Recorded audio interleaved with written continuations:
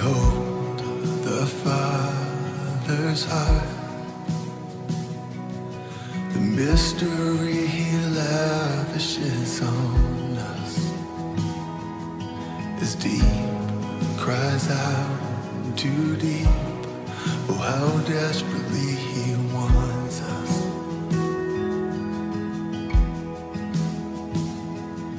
The things of earth stand out like a candle to the sun. Vous soyez féconds, multipliez, répandez-vous sur la terre et multipliez sur elle. Fidèle de l'émission L'Église et les pasteurs, shalom et bienvenue à ce nouveau numéro. Votre émission que vous aimez tant, votre émission qui vous parle au cœur de quelqu'un qui n'est autre que Jésus-Christ, qui est le fondement, qui est la fondation, j'allais dire, qui est le socle de cette émission. C'est cette émission qui est encore venue chez vous aujourd'hui, devant vous, dans vos maisons, partout. Vous êtes en train de suivre cette émission. Je vous dis encore une fois shalom. Comme vous savez, je ne suis pas seul sur ce plateau. Je suis toujours accompagné d'un éminent homme de Dieu, d'un ministre de Dieu, d'un serviteur ou d'une servante de Dieu sur ce plateau pour pouvoir nous parler, nous édifier de ce qui est de la parole de Dieu. Cette émission, comme vous savez, c'est une émission qui a l'objectif, comme j'ai toujours dit, de laisser croître l'ivraie et les blés, et à la fin de la récolte, le maître lui-même de la moisson viendra trier les blés et laisser l'ivraie qui sera jeté dans la gaine, comme l'a toujours dit. Je dis que je n'étais pas seule, je suis accompagnée d'une servante de Dieu aujourd'hui, qui n'est autre que une maman que j'aime beaucoup, une maman qui parle bien. L'autorisation de la bouche de Dieu, qui me parle de la part de Dieu. Il s'agit de notre maman, la servante de Dieu, maman Véronique Mboya Massamouna. Elle est servante de Dieu à la communauté Moisson de Dieu qui est sur Ingende numéro 25 dans le quartier Kimbangu et dans la commune de Kalamou. C'est là où se trouve l'église, la communauté Moisson de Dieu où l'apôtre Francis Massamouna et les visionnaires à qui j'ai dit bonjour d'abord à l'apôtre et puis je me tourne pour dire bonjour à maman Véronique Mboya Massamouna. Bonjour maman. Bonjour, merci. Et les spectateurs sont en train de nous suivre. Shalom, shalom, shalom. Shalom, peuple de Dieu, shalom. Oui, shalom, shalom, shalom, comme maman a dit. Maman, vous allez bien? La communauté Moisson de Dieu, ça va? Oui, ça va par la grâce de Dieu. Dieu me fait grâce, merci. Dieu me fait grâce. Oui, maman Massamouna Loubi, c'est ma Véronique Mboya Massamouna. Quand je parlais de l'apôtre Francis Massamouna, c'est-à-dire que c'est l'époux de notre maman notre maman Véronique, bon, on va accommoder, Francis Massamouna, Véronique Massamouna, tout le monde kaka. Alors, c'est son époux, l'apôtre Francis Massamouna, à tout la carte, il y a moisson, communauté Moisson de Dieu, ils ont Ingrid numéro 25, maman est dans le pays, ils ont oui, ils ont Ingrid numéro 25, Kimbangu. Kimbangu, vous n'avez pas Kimbangu? Oui, Kimbangu, bien. Non, Kimbangu. Voilà, la commune à Kakamou, place Tozali, donc on se prend vraiment la bisto, puisque ça, vraiment, à milieu de mois, on peut préparer prochainement, dans le Toronto, le Bélango, la thématique de l'absolu, même la stérile enfante 7 fois. Même la stérile enfante 7 fois. Il y a un peu de. C'est contradictoire, hein, la stérile enfante. Comment la stérile enfantera-t-elle 7 fois? Ça va être maman Véronique que tu redécouvres à la carte de aux amis, l'église et les pasteurs. Mais tu es quand même tout ébahi. C'est vrai, on n'avait pas de la servante de Dieu. Azali moi aussi apôtre Francis Massamouna. Azali servante de Dieu à la communauté Moisson de Dieu. Mais tu retrouves par moment la biso. Quand on coup, c'est maman, la vie quand tu vas y déjà. Parce que ce n'est pas la première fois que l'émission a émission on va travailler déjà, mais on va écouter on a Zéla, Nélo, on va y aller. Maman, ça m'a un peu soulé. Attends, poussez votre le blog, vous allez voir le il y a mon tout et aller. Vraiment, merci beaucoup, maman Sylvie. Merci. Monsieur Kitoko, l'église et le pasteur, ceux qui ont dans l'émission, ils ont changé, le pasteur, ils ont reçu le Pamoula.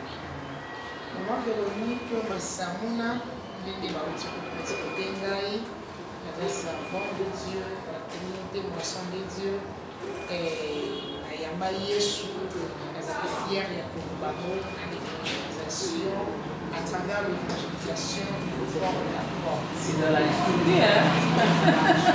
Nous avons une méthode beaucoup efficace eza méthode moko ya bien malheureusement église koperda yango. Bonne année, maman. C'est servant de Dieu, hein, maman. La casse va à moisson de Dieu, moisson c'est-à-dire là où toujours bouca. Mais comment est-ce que tu peux perdre la porte à porte? Ça dû à quoi? Les gens vont m'occuper, ou bien ma pasteur va m'occuper? Vraiment, les lots battus, plus apparaître, à terre pour battre mon à ça pour agner. Donc, malgré ce que ça est dans l'armée, en sécurité. Madame Moubassé Podium, Madame Adouessa, Madame à qui la place beaucoup à confort. Tei wana soki asi alati très chic là azwi bafoto na ye po ekopermettre ye atiango na bastori na bastatue po asala propre marketing na ye. Or na évangélisation porte à porte ezalaki travail moko ya kuku, travail moko ya cachette oyo moto azosala ngo sans que bato batonda foule eza te azokende vers le brebis perdu. Ce qui a commis wana a mis Christ en cachet et résultat dans nous qui vraiment makasi oyo sala que bandeko babiso wana lelo bifandi na makola Yesu Masiya. Donc ce qui lelo to perdant ko zaka ko bato ko kolinga visibilité na ya paraître à sala Congo azoté devant multitude ya bato devant foule ya bato. Mais je crois que la pasteur, il a prévu mon côté. Alors, tout le monde a capé Jésus dans la Bible, il avait son bébé, mais l'air, moi, pas pour moi qui a dit ça, quand on a 9, avec le camon, c'est ça l'évangélisation, je crois. Oui, la Bible, il marchait, il allait de lieu en lieu, de ville en ville, un village même, pour annoncer la bonne nouvelle. Les amis, la méthode où Christ a tiqué la mission. Alors bien, allez, faites de toutes les nations ici. Nous ne pouvons pas aller, nous sommes stationnés. Nous sommes pour le paquet, il faut dans la salle, bien climatisé, et bâton royal, outil, pasteur moko élégant. Et ça m'a été, ça bien, surtout dans la génération à l'élo, mais le résultat par rapport à l'évangélisation, toujours de la méthode à porte, et ils ont vraiment résultat dans les amicacité. J'espère que nous avons cassé, maman de Molobi, maman la Véronique Moya-Massamouna, c'est elle qui est notre invitée. L'émission de la mission pour le public, parce que nous avons la Siko, et nous avons sur la Katikati. Maman, c'est vrai que les gens qui viennent à Kati à une communication de Dieu, parce qu'on allait savoir de Dieu, l'épouse du pasteur, de l'apôtre François Massamina. Mais Dieu, il y a un mazar pour la Moulimo. Il y a un Moulimo à Nani. Maman, c'est qui vous? Vraiment, papa n'a pas Moulimo, c'est l'apôtre Francis Massamina Diomi. Il y a des Arabes, il y a des Gaston. Donc, apôtre Francis, il est dans un livre, papa Nanga Molimo, il est à Yambinga na Maboko, dans la côte de Nzambe, il est à Fermir Ngai, après ça qui est affermissement, il est à Pessana baptême, il est à la Kisama le ABC de la Bible, donc il est à former Ngai. Pour nous vraiment, nous allons nasser à ma colonie depuis le colonie de la Jésus-Christ. Le Seigneur nous sauve, si de l'eau, ça peut pas il faut savoir applaudir, c'est mieux pour que ça arrête un peu de papa, on a quand même un casse. Maintenant, maman, pour ceux qui ne croient pas la paternité aux alliés spirituels, nous savons que le Père spirituel a raté, le Père spirituel existe raté, ils ont des mentors. Mais il y a aujourd'hui que papa, apôtre François, on a des Père spirituel, il y a raté la notion de l'homme. Même apôtre Paul Azoloba, qui possède plusieurs maîtres, mais un seul Père. Un seul Père. donc Jésus-Christ par exemple modèle de mission même le ministère au moment qui a ça que ça la son terre alors ça la qui le côté ça qui n'a pas donc la père spirituelle bazali canal où Nzambe a permettre biso to botama spirituellement nzela na bango et to yekola maman Sylvie okoki kozwa vision okutani na Nzambe obaka vision authentique ozwi yango mais eza na makambo ebele oyo faut oyekola comment la première méthode ça eu le rapport na Jésus na nzela ya Damas il est pas Ananias non ok okomona même Moïse tant qu'on travailler na peuple ya Nzambe na vision Nzambe apesaki il fallait j'ai 3 ans il fallait azala po ayebisa ye manière oyo esengeli ayeba kosala donc père spirituel azali parce que ngai nazali fruit même il y a fruit apostolat fruit ya père spirituel na ngai et na pambolaka Nzambe makasi mpe mpona ye nalobaka vraiment amemanga na nzela ya bien soki eza na mipamboli ya makasi oyo nazwi epai ya papa alinga molimo eza Nzambe na epesanga alakisanga makambo ebele e lelo so nazotala ndenge bato bazolingana na foi chrétienne biso na ngolo ya Nzambe tofandi parce que tozala na makolo ya papa ya bien alakisa biso jeune alakisa biso koprie alakisa biso liloba Nzambe alakisa biso méditation nga nazwi ngolu ya kokola na foi chrétienne oyo ya baretraite bavie ya sacrifice e papa na nga molimo azala na verse moko oyo alingaka makasi mpe akotisa biso na moto alobi je traite durement mon corps mon limito eza baverse oyo biso tokutaki à l'époque oyo esalaki tolinga Nzambe ata makolo mingi totambola na Nzambe na elamba moko tosalela Nzambe na bafulard lelo ozomona moto azo église te osuki eza sali te biso toyemaka mwana te biso ekole na biso ekole na biso yaki ke nzoto na yo esengeli otraite yango durement à cause ya appel à cause après ça germait de fruits et puis oui lelo par la grâce de Dieu tokomi kolia mbuma ya mosala ya Nzambe à cause ya basacrifice oyo tosala ekolo apambola biso kozala kati ya libala oyo bajeune fille ebele mpe bakoti te lelo ozovivre mpe bolamu à cause ya persévérance na yo à cause ya basacrifice na yo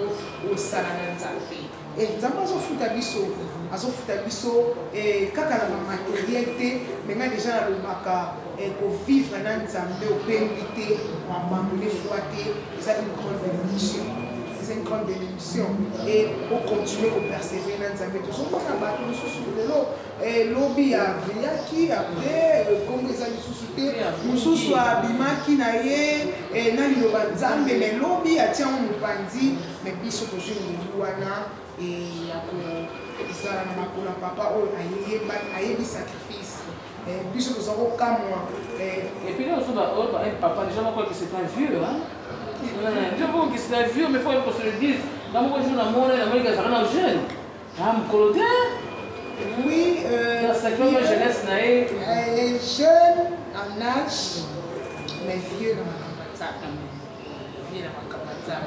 ata bona Nzambe 1991 jour koyamba ye yo apôtre tona oyamba o okoyoka ye apôtre Francis Masabuna tona oyambo aza na témoignage ya makasi mpenza donc baza bato bapesi molenge na bango na Nzambe baza bato basali Nzambe jeunesse na bango mobimba lelo aza papa ebele ya partout moisson eza na Grèce eza na Rwanda moisson ezali partout donc ya boti bana ebele oyo kosala mpe fierté na ye Amen. Nous ça la fierté à père spirituel. Je voulais que les gens comprennent cette question puisque c'est une question aux autres entre la c'est une question aux autres que et puis ça va salir une amnoko père spirituel, mentor, non, le père spirituel doit être là, puisqu'on dit toujours que son père, son repère. Alors, avant de continuer, vraiment notre but de cette émission, comme j'ai dit sur la thématique qui parle de même la stérile enfante 7 fois. Alors, le catholique dans la motivation qui juste dire que l'église,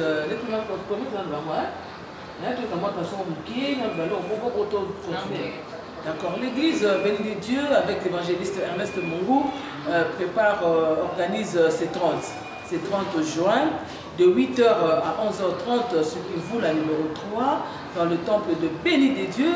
Ils ont organisé une matinée dénommée Indépendance spirituelle.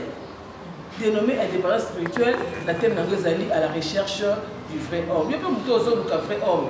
Il y a un place de l'indépendance spirituelle. L'indépendance spirituelle, c'est la délivrance. Il n'y a qu'à le 30 juin, c'est un jeudi, il n'y a qu'à le 30 juin à partir de 8h, 11h30, l'avenue qui vous la numéro 3, la commune de Kintambo, là où le évangéliste Ernest Mongou va nous présenter, va nous développer c'est qui le vrai homme. C'est qui le vrai homme dans la indépendance spirituelle.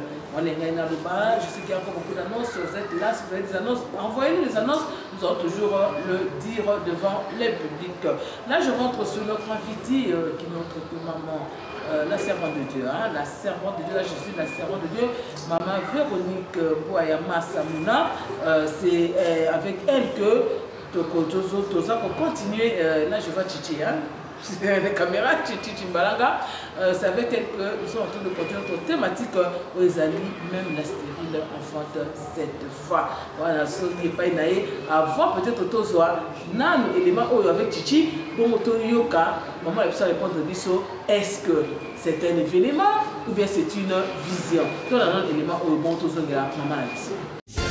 Lève les yeux vers le Dieu de mon salut. Du nouveau à Kinshasa, la communauté Moisson de Dieu, ils ont organisé journée dénommée même la stérile enfante 7 fois. Du 1er au 3 juillet 2022. Et vous allez à partir il y a 16h30. Cet événement est concerné car ma maman té. Événement il y a tout le monde. Yo papa, yo jeune garçon, yaka mukolona, okomona bikambo ya nzambe. 8e édition et tout, il y a un thème dénommé L'Éternel m'a rendu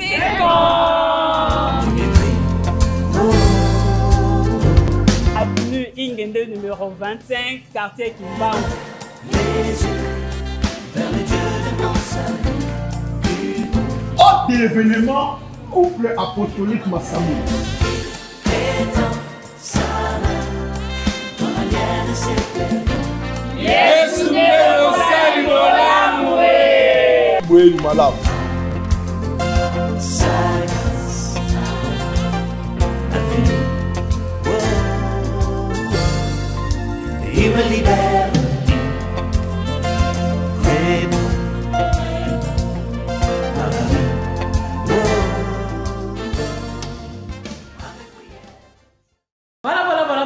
Voilà, c'est Momoni, comme elle est en train de vibrer sur le podium, en train de prêcher, ça c'est elle qui prêche là-bas. Momoni va que ça germe des fruits. Momoni à côté, Momoni au côté de son mari, au couple apostolique.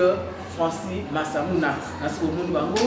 Alors, tu sais comment c'est la maman, Momoni, la vie qu'elle fait, même la stérile en fin de temps. Est-ce un événement ou bien une vision? Vraiment, c'est une vision, une grande vision, où tout suit par attraper. Parce que la vision, c'est une mission. C'est une mission pour la persécution. Ça m'a ici, Moïse, Kende, comme il s'appelle, pour la casse d'Égypte, pour qu'enfin qu'il va nous servir à ce donc c'était une grande vision, ils avaient une mission. Ils n'ont pas fait sa mission ou vision, il y a même la stérile enfante 7 fois. Et le résumement est fini. Donc il y a 4 visions événements où il y a le mois de juillet et puis c'est une grande vision. On a délivrance à Batebele, on a salut à Batebele, on a visitation divine. vraiment c'est une grande vision qu'on avait à Essinso. Et pendant une vision, maman, pendant une autre, ça n'a pas de édition. Et là, par la grâce de Dieu, nous avons la 8e édition. Ah, alors, pendant Kala. Oui, et pendant Kala, j'ai une naissance en 2013. 2013, nous avons vision pour la Pessakibiso. Avant même. 2013, ça fait 9 ans. C'est-à-dire que tu as attaqué édition, mon cours, c'est là confinement. Donc, depuis 2013, les visions ils ont naissance en haut, mais ils n'ont pas fait ça avant même 2013. La vision Zambé, à la posa, avec les samba de Pélé, la carte de stérilité. La carte de stérilité, les alliés vision, les alliés résultats, même la prière. Ce qui même la stérile, enfant de 7 fois, les alliés résultats à prière, les alliés résultats à persévérance, les alliés résultats, il y a Motoyo, Andima qui peut demeurer tant nous avons la présence à Nzambé, et au côté Ngambo, dans le livre 1 Samuel, et Sikawapi, Anne, Azoye Bakantik, Walobi, même la stérile, enfant de 7 fois. Donc, Anne, Oyotoye, Bibiso Nyonso, peut-être qu'on évite ou profiter de bango, à Salaki stérile, Nzela Naye, les ambassadeurs qui étaient Samuel, à Botama. La ligne a déjà pour flasher, mais ça va après stérilité, les accords nous connaissent. Très animés. Très animés. Ceux qui ont dans la carte de Bible, grand.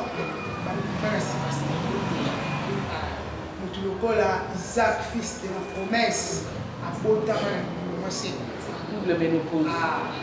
Nous Samson, Elombe, Abima, la cima stérilité. On a eu ça bien nommé Bamate. Situation aux autres traversées et beau migrant. Amen. Stérilité aux autres les Kanamouana et beau migrant. Même ce que temps et coquille, grand wana abi. Maman, avant toute la stérilité, nous avons un ligne. Ça a un peu de moi, on a le côté de nous, on a le bosso, on dit que vision est bandakal. Mais vision, on a la soie comme ça, ou bien apôtre François Massamba. Stérilité est absence de la reproduction et ma solution. Donc, ils ont qu'à moi noter. Stérilité, on a comment définir en même les amis la situation désagréable. Et dans ma santé est stérile, ma maladie incurable, ma maladie chronique, ma maladie héréditaire. Et ça, ma bonne est stérile.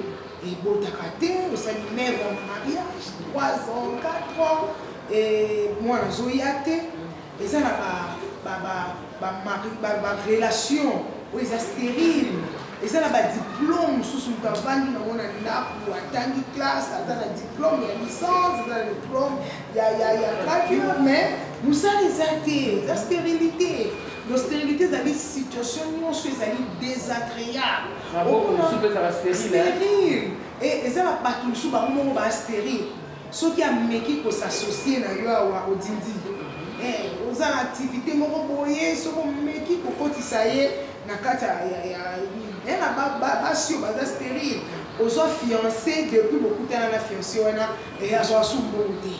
Ma projet est qui est oui, la stérilité. Donc, une fois, Bible dit c'est lui qui trouve une femme, trouve le bonheur. Mais ceux qui ont mis bonheur, tout ce monde a pris la balle, mais ça les met pas, et vie ça m'a et donc, nous sommes en stérilité. Au bout pas capable de laisser vie indépendante, c'est pas forme de stérilité. Donc, si quand nous sommes en production, en tout cas, ils ont présence de la stérilité. Vous avez moi c'est kitoko, libalizate. Vous avez une relation, mais koufara kala nzela. Et ça n'a pas tout sous soit même minaye 5 mois 6 mois. Il faut sopana nyosoana et ça a forme la stérilité. Donc situation désagréable nyoso aux autres traversées au béliango stérilité. Donc vision ou takai pa yana maman. Vision Nzambe ayebi ndenge abongisaka makambo na ye. Nzambe ayebi ndenge abongisaka makambo na ye. Ngai nabali apôtre, mais avant nakota na mariage, Nzambe apesaki ma vision. Ah bon? Ah oui. Avant de me rencontrer puis apôtre. Non, pendant que vous avez la fiançailles. Fiançailles, oui. Et de se préparer libala et nazaki na kati ya prière. La prière ezalaki ke Nzambe afongola nzela nakota na libala na ngai. Mais pendant que nazo prier pour la mariage, Nzambe ebisinga okota libala wana eza yo okota ngo, mais okozomwa na mbala moko te. Okozomwa na mbala moko te, okotraverser période de stérilité et nsima nango nakopesa mwana. Nzambe abien po Nzambe ebisenga apianga mwana mobali. Tu étais prévenu, hein? Nzambe esenga aopesanga mwana mobali et abisinga après bato wana nakotinda basi ebele okosambela mpona bango mpe bakobota wana nazo préparé na le mariage. C'était avant 2012. Alors ntango naye kozwa mpe ngolu ya kokota na kati ya libala moni déjà soki osozolia ozoseka mingi tokosanaka befoi makambo Nzambe ayebisaka biso tokosanaka to na koti na kati ya libala et puis nabandi kovivre sikoyo stérilité. Donc on a dit que bato balingaka mingi baprovince ya mbowa makasi balingaka omata okende poto so bayebi yo ke okosouffrir. En tout cas wana faut sa prière d'autorité, wana faut sa la combat spirituel. Mais nga Nzambe aseyebisaki nga déjà ezali makambo nayokaki. Mais mobali na ngai mpe l'apôtre azwaki vision que esengeli abanda koprier mpona basi nyonso to mibali nyonso mpona aza déjà koyebisa biso souvent tokanisaka lokola stérilité eza kaka il y a aussi des hommes stériles, bamaladi ebele eza na banzoto ya mibali balaricocele bamaladi kilikili oyo empêchaka même ke mobali wana koka kopesa sémence na ye tout epa mwasi po eproduire. Donc il y a pas qui vision ou il y a qui kopesa naissance na vision wana. Après c'est en naissance en 2013 avec pour travailler programme wana même stérile cette fois après 2 éditions. Là vous êtes déjà marié? Oui. Donc quand on a fêté 1 an de mariage de biso des programmes wana les bandits. Les programmes wana les bandits. Alors à travailler en édition et puis et comme elle attend que elle soit pour travailler or écoutez déjà dans ma caboyo Nzamba service amen. Donc on a biso pour force à kilo moti soki Nzamba za na kati ya likambwana akokisa ngo kaka ningalo pour forcer le kozala pe pressé te yo zala wana garder bien pour Nzamba yebisali donc convenable au moment na ndenge Nzamba ko tracer makambo na ye officiel na yo ekokisama mwana na profiter koyebisa bato oyo baso etufe nga naza na eloko ya Nzambe te soki eloko ya Nzambe ezali vanda ebima na passion. Oui maman, il y a ce qui est vision d'être comprendre où t'as qui na yo posé comme enfant. Mais vous avez parlé à apôtre, mais c'est l'apôtre qui avait commencé à tirer ce qu'il y a au sala. Mais dans le moment où vous avez action, il y a même la stérile enfante 7 fois. Vous avez le bon qui déjà? Non, on a bon quitté. Il y a dans cette 6e édition, le théâtre sur le propre. Chaque histoire, il y a Anne, l'histoire, il y a, pardon, Zacharie, Elisabeth, Bibelobi, Banomi Balé. bazalaki na rang. Donc Zacharie azalaki sacrificateur et Élisabeth azalaki na lignée ya Aaron. Donc bazalaki bapagano te. Bazalaki bato bana kati ya mosala nzambe. Et Zacharie azalaki pour répondre na ba fonction na ye. En tant que sacrificateur, azalaki fidèle, régulier, mais azalaki na mwana te. Et pendant la chose grave, ezalaki balobi, tous deux étaient avancés en âge. Donc non seulement la stérile, mais bango mibale bazalaki avancé en âge, mais Zacharie azalaki pour répondre na ma fonction na ye pa na Nzambe. Wana ezalaki vi na biso. Vi na biso tozala mwana te, toboti te, mais tozosambela, tozosimba mabumu ya pasi, tozoprier na bacouple, bango bazozwa part.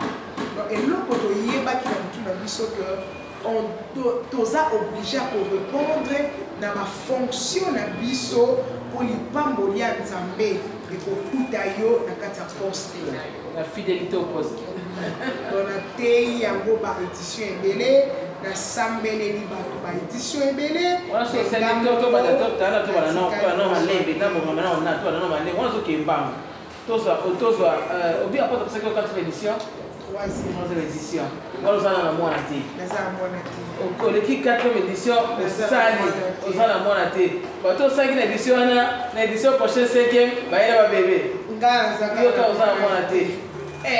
Nazolota kutu ndoto ozebisa ngai kendo luka mutu boye bapesi ngai message balobi Elisabeth ta parente est dans son 6e mois bapesi ngai image ya sœur moko nalamika namona epe kala nakei nayebisi tala makambo na yo okebisi nga wi mama Nzambe na yo avisitaki nga nasina bandi nasina bandi mais yo na lozika bato bazotémoigne Nzambe masamu na po biso tolobaka Yesu te mosali bolamu bazotémoigne alors ezali kopesa wana nazoyoka esengo. Ah bon? Oui. Oyebi soki Nzambe azosalela bato baza ndinga na yo elakisi Nzambe amosika te. Zwa bango lokola baéchantillon. Lokola baéchantillon. Oso okoti na kati ya magasin. So omoni ata minzanza moko ya leza wana c'est que stock ezali. Amen. Soko omoni stérile moko aboti ya ze échantillon c'est que na stock. Bana basala. Mudo abandi pembeni na ko ina ete. Ah, ko ina ete libana minga. Beta milolo beta maboko parce que na stock ba mariage ezali. Alors ba témoignage ezaki pour encourager biso ba critique pezalaki. Oui, le même personne o bazako ya pe activité. Bazo mesiko yo ya osimba maboko watu. Ya so ko me masini. Wana pe ozali. Ozali ko yo kango mena Nzambe so video ozali nya onomo. Donc, ce qui nous a été là, il y a un so que somba bude anya wa benya ba ko la bana yuso ko la nya donc so mo ko be te ro force to tout na yo max est là donc max comme le quoi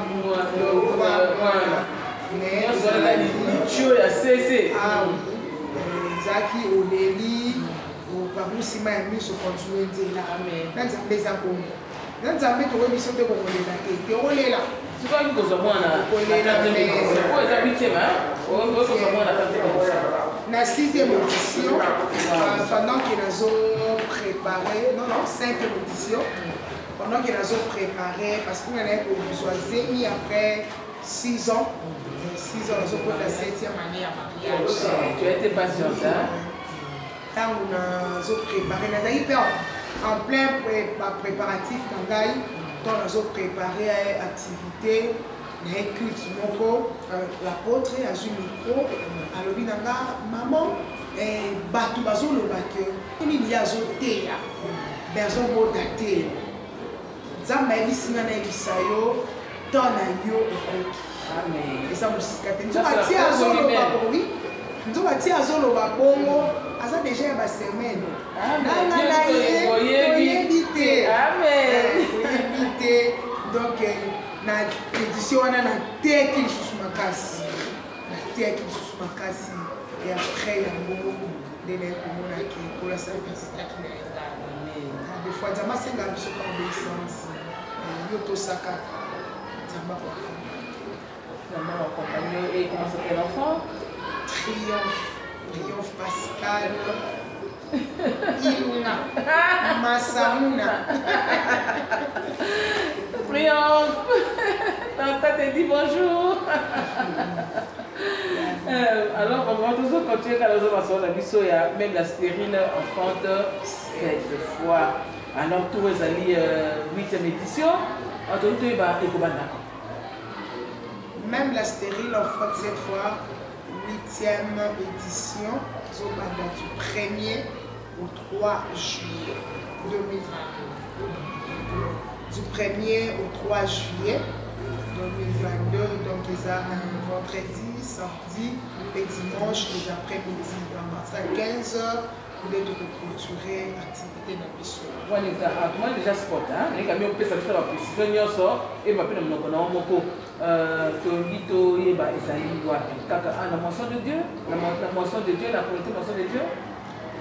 Esaïe, la communauté moisson de Dieu, communauté moisson de Dieu, la centrale, parce que nous sommes tous amis centrales, les stations sont ébélées, et que vous allez en pleine heure de la banda Kaka, il y a l'église. Banda avenue Ngende numéro 25, dans le quartier Kimbangu, commune de Kalam. On s'oppose à partir de la victoire, et puis qu'on soit là, il y a Elengesa, on quitte dans avenue Ngende, dans Elengesa, on compte 4 directions, donc 4e direction après Elengesa. Ata oza na Bandal, Bukaka Kaokoma na yo, na Elengesa. Avenue Ngende, côté après 4e direction, donc on a vu sur le du 1er au 3 juillet. Comment est-ce que le thème il y a 8e édition des années? Thème il y a 8e édition par la grâce de Dieu, les amis. Dieu m'a rendu fécond. Dieu m'a rendu. Moi tu dis ça au début, soyez fécond, multipliez. Répandez-vous sur la terre et multipliez la voilà. L'affichez là. Dieu m'a rendu fécond. Ezali loba mutuka koloba kalate. Ezali loba mobali moko koloba kalate. Ezali loba parents moko koloba kalate pour na bana. Bon, moi ça, place aux déjà déjà Dieu m'a rendu féconde. Vraiment, ça c'est une bonne thématique, comme on dit, c'est un bon thème, comme disent les églises. Ce qu'on a habité pour préparer un monde ni maman. Bon, peut-être que ça les sonneries aux arabes, pour préparer un monde ni 8e édition. 8e édition, déjà, dans le but de quoi sont la nangai, ils apprennent yo. Ils apprennent yo et pour nous tout moi si bali nous nyos nous allons kolo nous allons moana et pour nous na mopé ngombate quel que soit et si kawa yo zali ya ka profiter dans moment parce que les amis vision pour la paix c'est ça universel les apprennent de kili mobima donc les amis de sur la biso en live pour la biso sur YouTube partout dans le monde programme où ils apprennent la biso nyonso. Donc toujours temps qu'on prépare au temps on a pour préparer la prière, donc on prépare la jeûne, il faut ça l'effort et yo ya kaka. Comment on a mandélé ya sikawana. Ni ata ngokaka, makambo déjà et ko sala. Nzamba sa exhibition, masala ki exhibition. Ils ont la délivrance, la miracle, la restauration. Et na batu sur le kango la mana haine, na ba rancune. Aux autres ba maladie ndenge na ndenge. Et spécialité à 8e édition, ils ont guérison. Donc Nzamba sopi vraiment l'onction de la guérison à sopi à makasi. Donc tozawana et ma prière et c'est salami mingi. Mingi ma jeûne, ma sacrifice, ils ont un bateau, ma paix, ma prix pour le résultat, ils ont un casse pour l'euro. Yo yaka, c'est disposé, comme un lieu, il y a activité, kopambola makasi Comment na Ingende 25 na Kimbangu na commune ya Kalamu koma wana. L'émission passe en direct. Hein. Appelez, si vous voulez avoir des précisions, appelez au bas de votre petit écran. Appelez, vous aurez des précisions. C'est une émission qui passe en direct. Vous appelle Nabino. Et on est quand même en ligne na page communauté Moisson de Dieu. Dans Bandeko Bazar en France, nous sommes partout, Amérique, Europe, partout nos alliés. Nous appelons en Golou, il y a Kolanda Yango. Et nous avons dit que même miracle, oui, que Salama a oublié loin de Jésus. Amen. Répétez la date. 1er au 3 juillet 2022. Vendredi, samedi et dimanche. 1er au 3 juillet 2022. Le premier et le 2, ils ont 16h. Et dimanche, ils ont 15h. Dimanche, ils ont 15h. Mais au début, tu as dit que c'est one day, non? C'est quoi, aujourd'hui 3 jours? Une vision a changé, les sous maman? Vision a changé, ils ont des doses uniques. Et ils ont mis à Salimou. Et dans le rapport, ils ont mis le taliété. Ils ont mis le moko kaka. On a changé d'identité. Le moko kaka, malade à 38 ans. Mikolo moko femme à perdre de sang pendant 12 ans à Bika. Donc pour la Nzambe, Mikolo italiété, qui est des belles à la moukier, mais pour la Nzambe à Pessi, les gars c'est à Pessa. Donc Zali a mis à Liboso, autres qui ont 3 jours à Liboso. Donc souvent ils ont la dose unique. Ngolo salamique, ils ont C'était ça la surprise. On avait un début, j'étais en train de m'atteler sur la servante de Dieu. Parce que je savais qu'à la fin, il y avait une surprise aux qui réservée pour Nabino. Donc ça dit que le 3 juillet, à partir de 15h30, sur Ingende numéro 25, Nakatia Sainte, il y a Communauté la Moisson de Dieu, où l'apôtre Francis Massomna est le visionnaire. Il y aura la consécration de la servante de Dieu. Mon invité sur l'église de cette émission de l'église des pasteurs, et venez-y nombreux, vous allez voir des miracles. Et même la stérile enfantera 7 fois. Tu vas dire quoi enfanter, maman? On va coordonner là sur Tokom Kochité, va coordonner Nayo, Somtenga, Zayo. Comment se passe le culte dans la communauté Moisson de Dieu? Qu'est-ce qu'on pouvait dire qu'on n'a pas dit? On a évité. Vraiment, même la stérile la France cette fois, il a rappelé les sous-sous. Ils ont pour la moto. Et ça dit surtout. Les sens na likinzera wana na yebi ndenge misalaka na yebi kusanga mwana atozolia ozomela na yebi ndenge misalaka vraiment pona bandeko nyonso eza spécial pour la vie ozobota te ozomema bazemi oyo ozolongwa ba avortement osala ba fausse couche yaka vraiment programme pour rater à côté. La bénédiction, la sepelaka na bandeko mosusu omona aye mpona kosoutenir ndeko na ye na bénédiction eleki tozo bato mosusu aye ndeko naza na États-Unis mama nga na ye korepresente ye oui à cause ya bandeko na yo mpe obika tomona ngo na bible eza na bato oyo bamema ndeko na bango mpo Jésus abikisa ye bakuti meme nzela eza te bamatiti na toiture balongoli toiture ka po bakotisa ye fo abika alors foi na yo ekobikisa mpe libota na yo eza mwana na yo eza ndeko na yo ata aza sur place te aza peut-être na Goma aza mosika yo yaka orepresente ye nazoyindimake yesu nde mosali molao akomemisa mwasi wana ze mama na sakoli likolo ya matrice na yo ekomema zemi ekobota kobota au nom de Jésus. Donc cette fois c'est la satisfaction, l'équilibre, la stabilité, le perfectionnement. Vraiment. Donc nous pour la raison de ce soir pour les mais si ma programme bien du 1er au 3 juillet, du 1er au 3 juillet, comment est mon agenda na yo?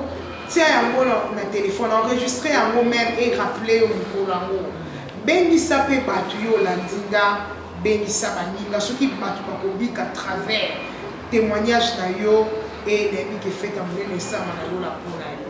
Donc entre temps toza na prière chaque jour, lundi, mardi, mercredi awa na kati ya Ingendo 25 la communauté Moisson de Dieu.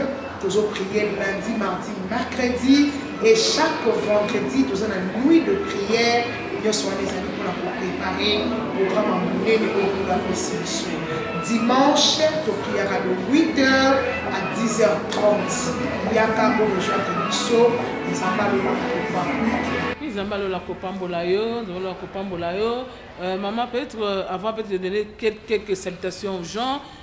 Juste un mot pour cette émission, l'église des pasteurs et pour toute l'équipe, pour ne pas dire la présentatrice. Pour l'unité aux amis spéciaux, maman Sylvie, nous avons ma casse. Merci. Dans ma part de l'émission, l'église et le pasteur. À mon avis, qui est maman Sylvie le pasteur, Bino Papa Sambela, Mwana Beli, Papa Asali, Namusala, les biso, les pasteurs, voilà. Tous à ma place où que me collé là. Il y a un sengi. Vraiment, le sengi n'a pas abonné nyos. Il y a émission Oyo, de nyos à la Kango. Pour soutenir ma pasteur, ma prière. Pour se laisser accueillir pour le baquet. Nae baki, basala kabongo. Non. Ce qui est gros bazo kueya. Alors Bible dit, ce qui mouille à côté nanda à koluka comme homme fort. Ce qui va homme fort, bakani, on sait que va venir vous disperser. Donc linga basala nzambe basala bukasi na mboka na biso linga basala nzambe basala debout pour biso peuple de Dieu pour bénéficier de la grâce wana nzamba pambola émission na biso nzamba pambola maman Sylvia nzamba pambola papa Chichi apambola balandi nyonso ya émission et pourquoi pas nzamba pambola basala nzambe nyonso oyo badefilaka na plateau oyo l'émission oyo vraiment nzamba quelques salutations. Voilà nous sommes qui n'a pas makasi. Grâce à mes apôtres Francis Massamuna. Papa, Daddy. Bonjour. On a très bien vraiment, nous sommes qui n'a pas makasi. Aussi, maintenant on a mes mangas. En tout cas, mbote na bana nzambe nyonso. Mbote na ba moissonneur nyonso. Moissonneur ya Grèce, moissonneur ya Rwanda, moissonneur ya Kinshasa. Il y a partout, mbote na bino, mbote na église et corps du Christ. Ici, quand nous sommes les caracons, nous avons musala nzambe. En tout cas, vous avez ébélé. Nous avons un bateau, nous sommes soutenus. Merci beaucoup à vous, maman, la servante de Dieu. C'est un jour qu'on arrête avec la servante de Dieu. Prochainement, quand je vais la recevoir, l'émission Nabiso, nous allons recevoir un titre consacré et vous allez découvrir une émission. Oh, maman, en tout cas, merci. Tu as toujours été disponible pour Nabiso, l'église et les pasteurs de Toyakepainayo. Et ton émission a toujours été appréciée. Puisqu'il y a toujours des appels, des messages, et tu peux encourager encore mingi. En tout cas, merci pour la disponibilité. Merci surtout à l'apôtre Francis Massamuna qui nous a permis et qui nous a donné sa femme pour édifier aux alliés de l'église Corps du Christ. Merci aussi à l'équipe technique qui m'a soutenu derrière toutes ces caméras que vous voyez là. Là, je vois l'ingénieur. Moi, je vois mon ingénieur de cœur, Chichichi Mbalanga. Et merci aussi à toute l'équipe de Tingui Télévision. Et on se voit prochainement à un nouveau numéro. Et je vous dis au revoir. Behold the Father's heart, the mystery He lavishes on us. As deep cries out too deep, oh how desperately He wants us.